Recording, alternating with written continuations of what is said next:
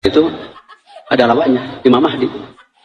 Oh, lawan Dajjal itu Imam Mahdi. Itulah maka Abbas sudah deklarasi 2024 memenangkan Anies Baswedan, seorang presiden 2024.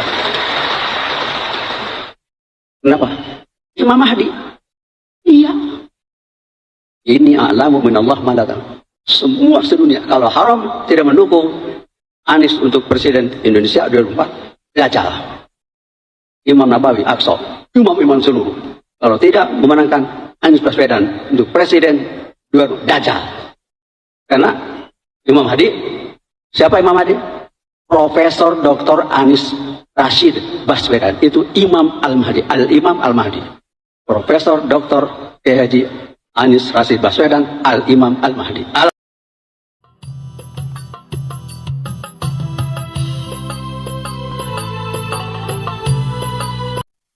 Assalamualaikum warahmatullahi wabarakatuh. Bismillahirrahmanirrahim. Alhamdulillahi rabbil alamin. Wabihi nasta'in ala umurid dunya waddin. Wassalatu wassalamu ala ashrafil anbiya'i wa imamil mursalin. Sayyidina maulana Muhammadin. Wa ala alihi wa sahbihi ajma'in, amma ba'd. Yang saya hormati, saya muliakan, saya cintai, saya banggakan para pemirsa dan pendengar sekalian bersama dengan keluarga, semoga berbahagia selalu sampai kapanpun dan dimanapun. Semoga senantiasa panjenengan semua diberikan kelimpah ruahan rezeki, harta benda yang melimpah untuk bekal ibadah, diberikan kesehatan panjang umur, diberikan ma'unah dan karomah dari Allah, keluarga yang sakinah, mawaddah, warahmah, dzurriyyah yang sholih dan sholihah, dzurriyyatan thayyibah, yang akhirnya di dunia senantiasa hasanah dan di akhirat juga hasanah. Pada kesempatan yang penuh dengan hasanah ini, saya akan meluruskan dawuh dari Abah Aos. Malam hari ini kita akan ngaos dengan Abah Aos. Yang asli nama beliau adalah Syekh Muhammad Abdul Ghaus Saifullah Maslul, atau terkenal dengan sebutan Abah Aos, tokoh sentral pesantren Sirna Rasa dan mursyid Thariqah Qadiriyah wan Naqsabandiyah Pondok Pesantren Suryalaya, penerus Abah Anom. Setelah Abah Anom wafat 12 tahun sepeninggal Abah Anom, syiar Thariqah Qadiriyah wan Naqsabandiyah Suryalaya memancar dari Sirna Rasa, Panjalu, Ciamis, Jawa Barat. Beliau Abah Aos adalah orang yang baik, ya, orang yang ilmunya linuwih daripada saya. Namun sebagai manusia biasa, setiap manusia pasti memiliki kekurangan. Tidak ada yang sempurna dibandingkan dengan lainnya, sesama manusia. Karena itulah tergerak dalam hati saya untuk saling menasihati kepada yang terhormat Abah Aos. Monggo ngaos sareng-sareng kawula dalu punika supaya kita sama-sama tercerahkan. Beliau Abah Aos adalah tokoh sufi atau penganut faham tasawuf. Di dalam hazanah agama Islam ada 3 level corak, yaitu yang pertama adalah yang meliputi akidah, berarti mukmin, ya, yang meliputi syariah adalah muslim, dan yang berbuat baik dengan Allah dan sesamanya adalah muhsin. Akidah, syariah, dan tasawuf. Islam, iman, dan ihsan. Nah, beliau Abah Anom dan Abah Aos, begitu juga Abah Lutfi bin Yahya Pekalongan. Kalau di Surabaya ini beliau almarhum Abah Yai Asrori Al-Ishaqi, ya. Kalau di Jombang itu ada Abah Mukhtar Mukti, Thariqah Siddiqiyah, ya.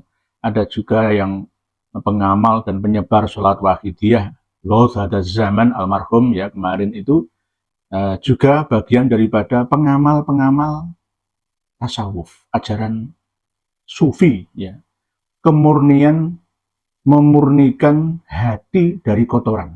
Itu intinya. Kalau dirujuk ke akar tasawuf yang asli, yang simpel adalah u'budillaha ka'annaka taroh fa illam takun taroh fa innahu yarok.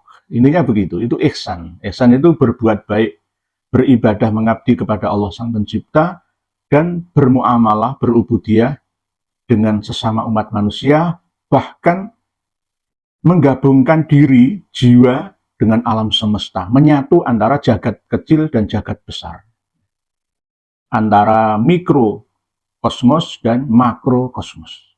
Itu intinya ajaran tasawuf. Sehingga jika kita merujuk pada ajaran tasawuf sekarang ini menurut pendapat saya, lebih baik jangan terlalu ribet. Sufi ya sufi, tapi jangan terlalu ribet. Saya selalu ingat pesan guru saya, termasuk yang Thariqah saya ikuti juga, itu sesuai dengan sabda Rasulullah SAW. Kun aliman, au muta'aliman, au mustami'an, walatakun robi'an. Cukup. Jadilah kamu orang yang selalu belajar. Atau kalau tidak bisa belajar, ya mengajar. Atau didahulukan, jadilah kamu seorang pengajar, atau orang yang selalu belajar, atau orang yang selalu mendengar. Jangan menjadi yang keempat, wis gak gelem ngulang, gak mau belajar, gak mau mendengarkan. Kalau keempat ini jangan. Jadilah kamu menjadi orang yang mengajar, atau belajar, atau pendengar. Itu thariqah yang ya sangat-sangat luas lingkupnya. Tolabul ilmi terus, minal mahdi ilal lahdi. Jadi menjadi tolabul ilmi terus, karena ilmu selalu dinamis. Karena kalau kita mengikuti thariqah atau tasawuf, kesufian, maka kefanatikan kita ini akan timbul dan tumbuh untuk fanatik terhadap mursyid kita saja. Selain mursyid kita ini seakan-akan di nomor 2 atau 3 atau 4 kan. Bagi para sedulur yang sudah mencapai usia di atas 60 misalkan, ya thariqah atau jalur tasawuf memang cocok. Tetapi bagi yang masih usia produktif, belum pensiun, ya tidak cocok untuk saya, menurut saya. Saya masuk thariqah Qadiriyah Naqsabandiyah itu umur 24 tahun. Lalu umur 27 tahun itu masuk thariqah Syadziliyah. Thariqah saya banyak, tapi ternyata tidak full saya lakukan. Karena apa? Saya lebih mengedepankan syariah. Jadi antara akidah, syariah, dan thariqah ini saya seimbangkan semua. Jadi jangan nanti, oh kamu menasihati Abah Aus, kamu itu thariqah apa? Saya itu pernah thariqah Qadiriyah Naqsabandiyah dan thariqah Syadziliyah. Hasbunallah wa ni'mal wakil. Bahkan saya belajar kitab Sirrul Jalil khusus yang menerangkan tentang fadilah Hasbunallah wa ni'mal wakil, itu dapat ijazah sampai 7 kali dari guru saya. Dari Syekh Ahmadi bin Kiai Sayrozi, Kencong Pare, Kediri, Jawa Timur. Itu saya mengikutinya. Tetapi setelah itu, banyak di antara pengikut aliran tasawuf atau para sufi ini yang nyeleneh-nyeleneh. Ajarannya itu tidak bisa dimakan mentah oleh masyarakat awam. Akhirnya saya kurangi kefanatikan saya terhadap aliran-aliran tasawuf atau sufi atau thariqah. Kita fokus ke bahasan Abah Aus. Saya hormat beliau, mohon maaf Abah Aus jika panjenengan atau murid-murid panjenengan mendengarkan ceramah saya ini, anggaplah ini sebagai peringatan dari seorang anak atau cucu terhadap panjenengan, bahwa apa yang panjenengan sampaikan akhir-akhir ini tentang Kang Anies Baswedan, jangan Baswedan loh ya, Baswedan, Ba Salamah, Ba Makromah, Ba Asyir, Abu Bakar Ba'asyir, Al-Mu'min Ngruki, Karanganyar Solo ya, Ba Asyir, Ba Mukmin, dan Ba yang lain, jangan Baswedan, bukan Baswedan. Lah, Kang Anies Baswedan ini termasuk keturunan Yaman, tapi tidak masuk Ba'alawi. Jadi bukan Habib. Dan Kang Anies Baswedan ini bukan dzurriyyah Nabi dan tidak pernah mengaku sebagai dzurriyyah Nabi. Toh kalau ada orang yang mencoba untuk ngakoni bahwa marga Baswedan itu dzurriyyah Nabi, ya ini urusan nanti. Ini urusan nasab, silsilah nasab. Jadi beliau adalah keturunan Yaman yang berjuang mulai dari bapak beliau, mulai dari Sumpah Pemuda 1928, dan sampai sekarang beliau termasuk seorang pejuang yang mencintai negerinya, karena beliau ibarat kalau tahun 1800-an yang lalu itu beliau masuk dalam lingkup Al-Irsyad, bukan Rabithah Alawiyah, di Al-Irsyad. Jadi orang-orang yang berseberangan, berselisih dengan Ba'alawi atau Rabithah Alawiyah. Tapi akhir-akhir ini antara Al-Irsyad dengan Rabithah Alawiyah sedikit mesra. Ya, mungkin Al-Irsyad kurang setuju kebijakan Rabithah Alawiyah, kaum Ba'alawi yang menyudutkan kiai pribumi, juga bisa. Dulu gegeran antar sesama mereka, kaum imigran Yaman, lah sekarang yang diserang adalah kiai-kiai pribumi. Termasuk saya juga yang diserang. Direndahkan, dilecehkan oleh kaum Ba'alawi. Oleh sebab itu, semut aja bila diinjak itu akan menggigit, apalagi saya sebagai warga negara Indonesia ya akan meluruskan pemahaman Ba'alawi yang kurang benar. Tidak hanya saya counter ceramah-ceramah mereka kaum Ba'alawi, juga termasuk Abah Aos ini bukan termasuk Ba'alawi. Abah Aos ini asli Sunda. Nah, inilah adil ya, adil dalam bertindak, menasihati diri saya sendiri dan orang lain. Tidak hanya memilih memusuhi, bukan memusuhi, mencintai Ba'alawi saja, tetapi juga mencintai non-Ba'alawi dan mencintai ulama-ulama pribumi ini. Nah, sebagai bukti kecintaan saya kepada Abah Aos, maka ngaos bareng kulo dalu puniko Abah Aos bahwa apa yang panjenengan sampaikan dalam ceramah menggebu-gebu, membara, berapi-api seperti itu adalah keliru. Kelirunya bagaimana? Jenengan secara pribadi boleh mendukung Kang Anies Baswedan untuk menjadi presiden 2024. Tetapi ketika jenengan sudah menganggap bahwa Kang Anies Baswedan sebagai Imam Mahdi, itu bisa benar dan bisa salah. Begitu juga ketika panjenengan menyampaikan bahwa ini a'lamu minallahi ma la ta'lamun, itu salah besar. Kalau di dalam Al-Quran surat Al-Baqarah ayat 30 itu bukan itu. Ini a'lamu ma la ta'lamun, itu ngendikane Allah. Mulai dari wa idh qala rabbuka lil malaikati inni ja'ilun fil ardi khalifah qalu ataj'alu fiha may yufsidu fiha wa yasfikud dima wa nahnu nusabbihu bihamdika wa nuqaddisu lak qala inni a'lamu ma la ta'lamun. Qala, Allah berfirman, inni a'lamu ma la ta'lamun, wahai malaikat, aku lebih tahu apa yang tidak kalian ketahui. Itu. Tetapi kalau apa yang disampaikan oleh Abah Aos ini ada minallah. Ini sak temene ingsun iku a'lamu, luweh alim, luweh ngerti. Minallahi katimbang Gusti Allah. Mungkin ini sabukul lisan atau apa ya, wallahu alam. Ini mohon dijawab ya oleh Abah Aos atau murid-muridnya atau santri-santri beliau. Sabukul lisan mungkin husnudzon saya. Ini sak temene ingsun iku a'lamu, luwih ngerti minallahi katimbang Gusti Allah. Ma ing barang la ta'lamu kang ora padha weruh, ora padha ngerti sira kabeh. Sesungguhnya aku lebih tahu daripada Allah. Ya. Atas apa-apa yang tidak kalian ketahui. Ininya begitu artinya. Kalau ini alamu ma la ta'lamun masih tidak terlalu ekstrim ya. Tapi kalau ini a'lamu minallahi ma la ta'lamun, kalau niatnya membandingkan dirinya Abah Aos dengan Allah, itu tidak benar. Mungkin beliau maksudnya adalah ini a'lamu minallah, itu artinya adalah saya tahu dari Allah. Yang kalian semua, hei jamaah, murid-muridku sekalian, pengikut TKN, Thariqah Qadiriyah wan Naqsabandiyah, Sinar Rasa, Sirna Rasa, dan Suryalaya, ya. Mungkin begitu, mungkin wallahu a'lam bimuradih. dengan maksud beliau Abah Aos. Nah, ini saya mengingatkan bahwa ketika agama sudah ditarik ke ranah politik praktis, ini memang akan menimbulkan kegaduhan karena penuh dengan pro dan kontra di masyarakat ataupun umat. Jadi kalau Abah Aos mendukung secara pribadi ya Kang Mas Anies Baswedan, ya monggo.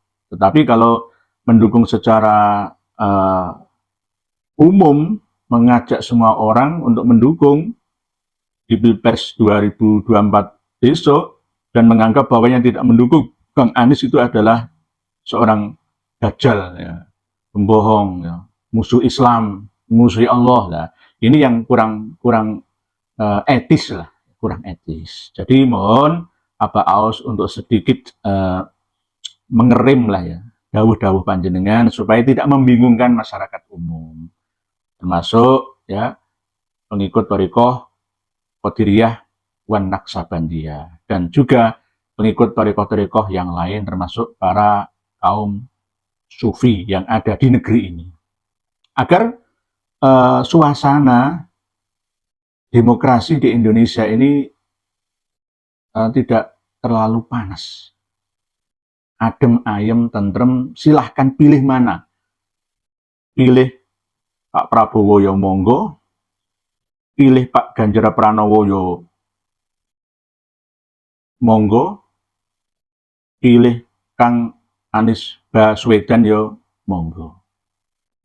Semuanya sama-sama anak negeri ini dan berusaha untuk yang terbaik untuk bangsa dan negara ini. Semuanya tujuannya baik semua. Tidak ada yang untuk membuat bangsa dan negara ini terpuruk, tidak mungkin. Oleh sebab itu, monggo terserah. Ini belum saatnya kampanye. Jadi kalau ada seorang ulama atau kiai menyampaikan dukungan secara vulgar dan menyerang yang lain yang tidak mendukung dukungannya, yaitu kurang etis, kurang baik, kurang bagus. Saya tidak mendukung ini dan itu, monggo. Itu rahasia, jujur, ya, langsung dan rahasia. Silahkan pilih mana yang tepat menurut basiroh panjenengan semua. Nanti pada waktu pemilihan kepala negara, presiden kita bersama. Jadi saya khususkan untuk Abah Aos, monggo ngaos malih, sareng-sareng kawula, kita kembali jangan mengotori hati kita. Sufi itu sudah tidak terlalu peduli dengan dunia. Tarkut dunia wa ma fiha, sudah tidak tertarik dengan harta tahta dan wanita. Hanya tertarik dengan Allah Sang Pencipta. Kalau toh memang menyampaikan kepada umat, murid atau masyarakat sesuai dengan pilihan pribadi panjenengan Abah Aos, ya monggo sampaikan bahwa ini secara pribadi. Silahkan, itu hak semua orang, tidak hanya Abah Aos saja. Tapi ketika sudah frontal menyampaikan di muka umum, menyebut Kang Mas Anies Baswedan itu Imam Mahdi abad ini, ya itu kurang tepat menurut saya. Karena Imam Mahdi itu ciri-ciri yang sangat khusus adalah tidak pernah mengerti kalau dia Imam Mahdi, atau tidak mengakui bahwa dia seorang Imam Mahdi, atau tidak mau berlebihan disanjung, diakui oleh orang lain dengan baiatnya, dukungannya sebagai Imam Mahdi. Itu ciri khususnya seperti itu. Jadi Imam Mahdi bisa berasal dari lingkup nasional ataupun internasional dan bahkan lingkup lokal. Pemimpin-pemimpin thariqah itu. Bahkan bisa juga ya Imam Mahdi itu pemimpin thariqah, ya, pemimpin lembaga pendidikan tinggi, bahkan juga pemimpin pergerakan sosial masyarakat, ormas-ormas organisasi kemasyarakatan juga bisa. Kemarin sudah saya bahas secara ya semi detail dalam 3 episode video di channel ini tentang siapa, apa, bagaimana Imam Mahdi itu. Lah, Imam Mahdi nanti akan berperang dengan Dajjal. Pemahaman tentang Dajjal yang disampaikan oleh Abbas juga mungkin perlu diupdate. Ya, nggak kita salahkan. Memang pada waktu beliau belajar tentang Dajjal itu ya sesuai dengan zamannya. Kalau menurut saya Dajjal itu adalah bisa berbentuk negara, bisa berbentuk lembaga, bisa berbentuk organisasi, ketua torekoh, ya, atau bisa juga perorangan. Bisa juga presiden, menteri, bupati, gubernur, wali kota, juga bisa. Jadi Dajjal secara umum, Dajjal itu artinya adalah sang pendusta besar, pembohong besar. Itu adalah kata sifat, bukan kata sebenarnya. Sifat yang melekat pada orang yang menguasai sebuah negara atau menguasai sebuah lembaga, baik lembaga pendidikan tinggi, lembaga organisasi, instansi, ya seperti Al-Zaitun, misalkan seperti Rabithah Alawiyah, mungkin atau torekoh-torekoh yang bukan wusul ilallah, tapi wusul ila khutuwatis syaiton, syayatin, nah monggo. Itu Dajjal, pembohong besar. Orang yang selalu berbohong, bohong dan berbohong. Selalu menutupi kebohongan dengan kebohongan yang lainnya. Bohong kuadrat. Al-Kadzab atau sang penipu ulung. Nah, itu namanya Dajjal. Jadi ketika Imam Mahdi berperang, bertemu bersama dengan Nabi Isa melawan Dajjal, itu artinya adalah seorang pemimpin yang akan keluar pada setiap satu abad sekali, bertemu dengan orang yang mengepalai keagamaan dalam lingkup dunia, yaitu mungkin kepausan di Vatikan atau kepausan di Mesir atau Egypt atau kepausan di Ethiopia, Ortodoks Yunani juga, Ortodoks Rusia atau Anglikan, bisa juga kepala yang ada di Kristen Protestan, di Jerman, Martin Luther, dan anak buahnya, pengikutnya. Itu juga bisa terjadi. Itu gambaran dari jiwa ajaran dari Nabi Isa alaihissalam yang sudah meninggal dunia. Mungkin Aba Aos memahami bahwa Nabi Isa itu masih hidup. Ya, jasadnya beserta dengan jiwanya. Tapi kalau saya memahaminya bahwa Nabi Isa itu sudah meninggal dunia, tidak perlu ditunggu lagi, akan turun ke dimensi 3 manusia planet bumi kita ini. Yang turun adalah jiwanya dengan ajaran-ajaran beliau yang masuk ke dalam manusia-manusia terkini atau nanti, terus bergulir sampai sepanjang masa. Itu namanya Nabi Isa. Dajjal dibunuh ya oleh Nabi Isa itu bukan berarti dibunuh, dikelewang, dipancung, itu ya enggak. Dibunuh dalam arti dikalahkan dalam setiap argumentasinya, ya, dikalahkan dalam ideologinya dan hegemoninya, kekuasaannya di seluruh dunia ini. Itu namanya perang melawan Dajjal. Dan nanti akan membebaskan pajak. Nah, ini tidak berlaku di seluruh dunia. Karena nggak mungkin kita ini bebas pajak, itu nggak bisa. Setiap negara itu, kecuali negara-negara tertentu, misalkan Uni Emirat Arab, misalkan Abu Dhabi, misalkan Bahrain, atau Arab Saudi. Atau kalau di Indonesia dibebaskan pajak, terus negara berjalan dengan apa? Nggak ada biayanya. Nggak ada biaya untuk bangun, ya, gaji PNS, TNI Polri, dan lain sebagainya. Jadi alamat bebas pajak itu tidak berlaku di seluruh dunia. Sama dengan alamat tanda-tanda tidak ada orang yang mau menerima sedekah atau sedekah atau zakat. Ini terbukti di Uni Emirat Arab. Ya. Tidak terbukti di Indonesia, tidak terbukti di India, Rusia, dan lain sebagainya. Tidak. Hanya terjadi di salah satu atau salah dua, salah tiga negara yang ada di planet bumi ini, cukup sebagai tanda datangnya kiamat kubro. Sudah terjadi dan terus berlangsung sampai saat ini. Jadi jangan langsung di global keseluruhan, ya, di generalisir bahwa wah nanti semua bebas pajak akan mematahkan salib. Bukan mematahkan salib, maksudnya mematahkan argumentasi orang-orang Nasrani yang menganggap bahwa Nabi Isa itu anak Tuhan, Jadi doktrin Trinitas itu akan luntur seiring dengan perkembangan pemikiran pengikutnya umat Katolik dan Protestan, ya, akan menyadari bahwa ternyata doktrin Konsili Nikea itu tidak masuk di logika itu. Mungkin seperti itu. Wallahu a'lam bishawab. Mungkin demikian yang dapat saya sampaikan kepada Abah Aos. Semoga bisa menyadari akan sabekul lisan beliau. Mungkin tidak sengaja atau bagaimana. Semoga Allah memberikan hidayah kepada kita semua untuk senantiasa membersihkan, memurnikan hati kita. Masuk dalam langkah lingkup tasawuf, sufi yang bersih, lembut hati. Menyadari akan diri kita ini, bahwa kita harus senantiasa memiliki setrum tinggi, hidup tertarik dengan energi ilahi.